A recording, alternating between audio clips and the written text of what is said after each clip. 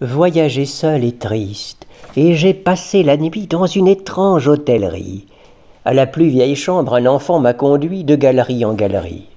Je me suis étendu sur un grand lit carré flanqué de lions héraldiques. Un rideau blanc tombait à longs plis, bigarré du reflet des vitraux gothiques. J'étais là, recevant, muet et sans bouger les philtres que la lune envoie, quand j'ouïs un murmure, un froissement léger, comme fait l'ongle sur la soie. Puis comme un battement de fléaux sourds et prompts dans les granges très éloignées. Puis on eût dit plus près le han des bûcherons tour à tour lançant leurs cognées.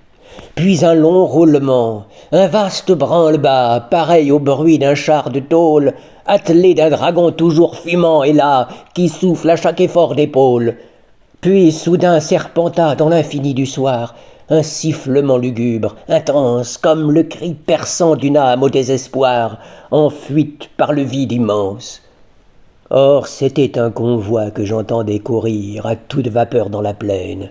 Il passa, laissant loin derrière lui mourir son fracas et sa rouge haleine.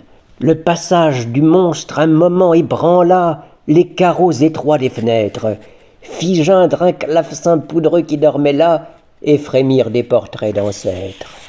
Sur la tapisserie, Actéon tressaillit. Diane contracta les lèvres.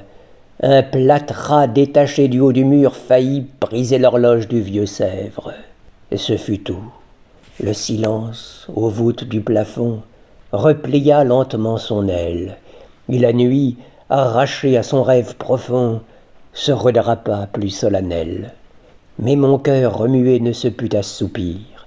J'écoutais toujours dans l'espace cette course effrénée et ce strident soupir, image d'un siècle qui passe.